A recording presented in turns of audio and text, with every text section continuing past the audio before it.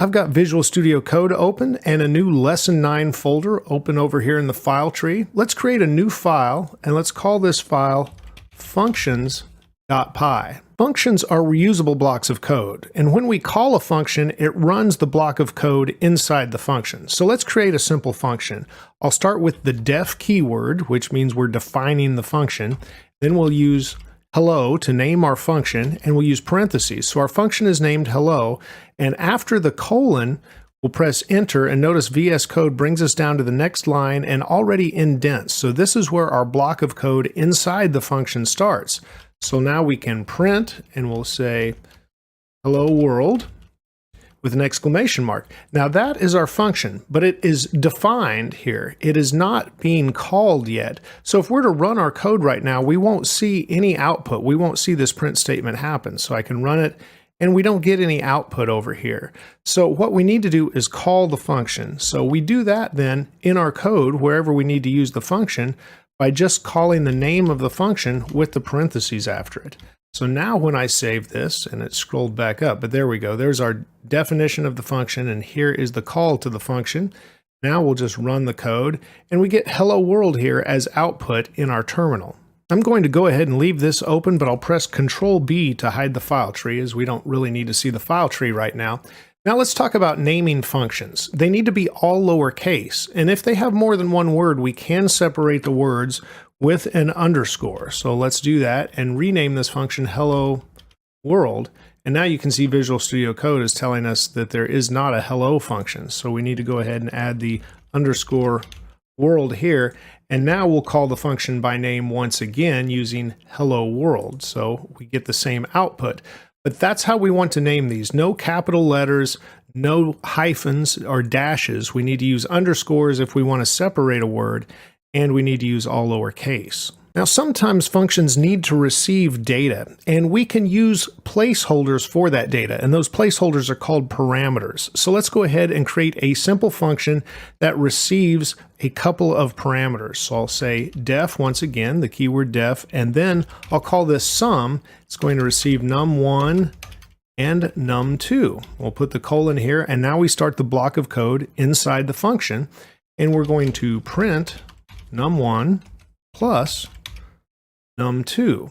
So once again, a very simple function. Now remember that this function is not being called yet. So if we were to run our code right now, we would not see the output of this. We need to call the function. Now these placeholders are parameters. When we call the function and we pass in the actual data, we're passing in arguments. So if I say sum and I pass in 2 and then 3, now we're going to pass in the arguments 2 and 3, and they will use the definition of this function. So they're represented here by num1 and num2.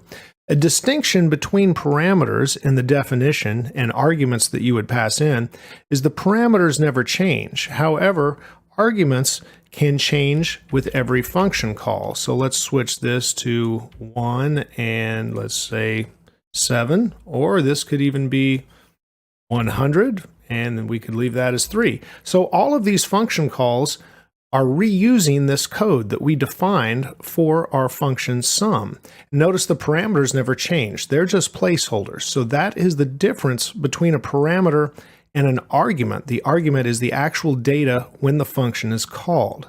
So now let's go ahead and save this code, and we'll run our code, and we'll get the output here. So we have the sum of all of those numbers underneath of our hello world. And note, this was also a good demonstration of how our function is reusable. So we have a reusable function that we can use anywhere we need it now, and we used it 3 times here with different arguments. Now our function isn't really too useful if it just prints this value to the console. We might want to return that value and use it in our program. So let's look at how we can do that. And I'm just going to change this function. So we'll remove these, but of course you know how to call the function now.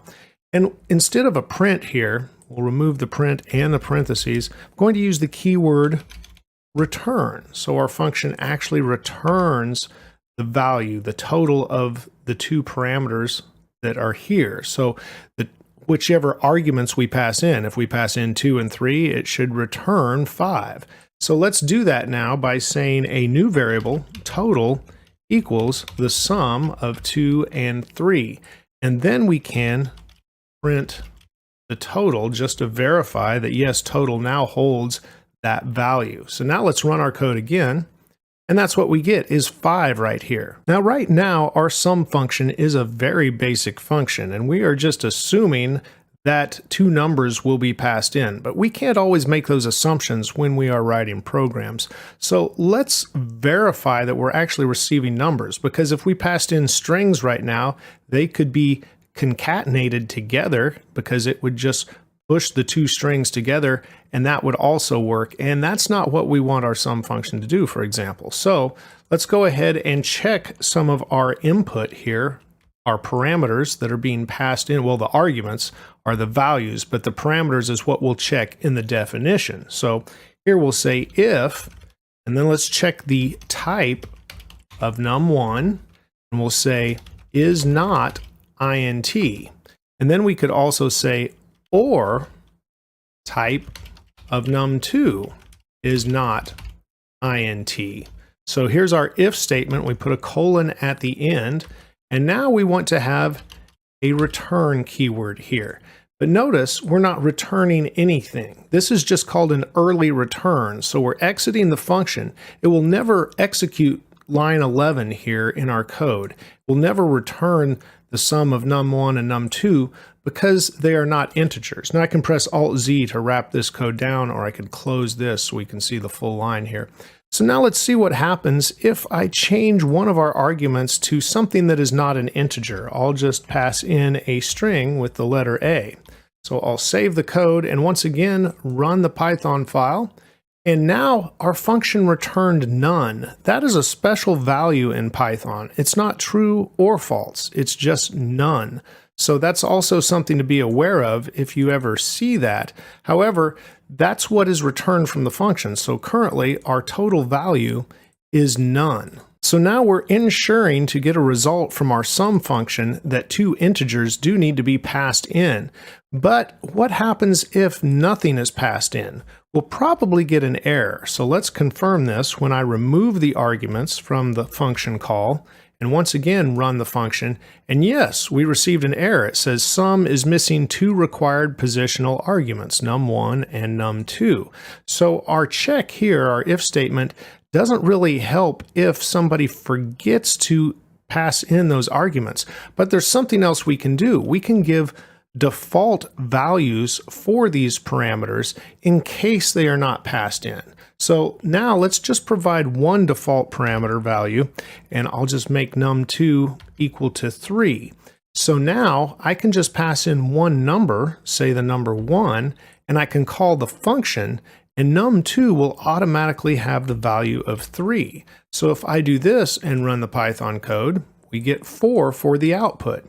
Of course, this doesn't help if somebody forgets to pass in the first value.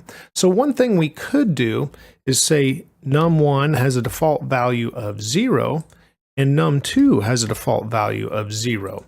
So now, if no numbers are passed in, we should receive a total of 0, and we do. And if we pass in just one value, say the number 1, we should get 1 in return. However, our function does accept two values, so we can pass in a second argument, and now it should add those two numbers together, and we get 3. So I'll once again press Alt-Z to just wrap this code down to the next line so it doesn't extend off the screen here. But what we have accomplished now with our function is we have default parameter values of 0 for num1 and num2, and we're also checking to make sure that the values passed into the function are integers, and if they're not, we just have an early return. But possibly instead of that none value, if we always want to have a number returned, we could just return 0 as well. So now if we save our function and once again call it without any of the arguments being passed in, and we run the function, instead of none, we get 0. That might be more useful if we're just using this in mathematical equations, because 0 is something we could continue to use in the program, and it wouldn't be some unexpected output like the word none. Now, just as a reminder of how to call this function, I'm going to put a couple of numbers in here, like 7 and 2. So this will be in the course resources, and you'll see, once again, how to call the function with 2 arguments, and we get the output of 9. Okay, now some functions may receive multiple arguments, but when you're defining the function, you won't know how many arguments are going to be passed into it. So let's go ahead and look at a function that would be handling that type of parameter input. So I'll use the def keyword once again, and then we'll say multiple, if I could spell multiple, and underscore items. That's what I'm calling this function. And now it's going to receive an amount of parameters, essentially arguments, that we don't know. These are often abbreviated as args, even though in the definition they should be referred to as parameters. What we want to do when we don't know how many we're going to receive is start with an asterisk, and then I'll use the word args here to represent the arguments that will be passed in. Now, inside of the function, I'm going to print args so we can see what we get. I'm also going to print the type of the args so we can also see what type those args are and how they're represented in the code block of the function, because that would be important to know for you. So now when I call the function, I will say multiple items, and I'll pass in Dave and John, and let's pass in Sarah. Okay, so now let's go ahead and run the code. We're calling the function here on line 23, and we should get 2 lines of output. We're printing the args and then what type they are here. So let's run the code. Notice we get the args right here, and it looks like a tuple, and sure enough, that's what type it is. So if we have an unknown amount of arguments that will be passed into our function, we can define the parameters. Here, we could use any word we want. I'm just representing them as args, which is fairly common. But we want to start with 1 asterisk here, and that will make the data inside the function a tuple. And then, of course, we can work with it as we learned about tuples. But notice these arguments that are passed in here, we just have values, and represented in the parameter area here inside the definition, they don't have names. Like before, we had num1 and num2, and we could refer to them by name inside of the function's code block. So what if we have a function that has, again, multiple unknown items that will be passed in when we're defining it, but we want to use actually keyword arguments? So I'll define another function here, and I'll just abbreviate this as mult, and then I'll say named items. And here we'll start with 2 asterisks. And now you'll often see this word. It's a weird word. It's quargs, which stands for keyword arguments. Once again, you could use any word here, but this is what you would typically see. So that's why I'm using this, and it stands for keyword arguments. Once again, in the function definition, it's representing the arguments, and we actually refer to that in the definition as parameters. So now inside this definition, I'm going to print the quargs, and then I'm also going to print the type of the quargs.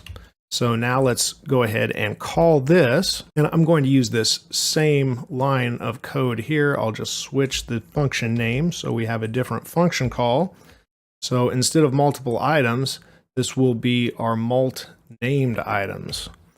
So underscore named underscore items. There we go. So now we're calling this function, and we'll run the code, and I got an error, and that's because I forgot to actually name the items here.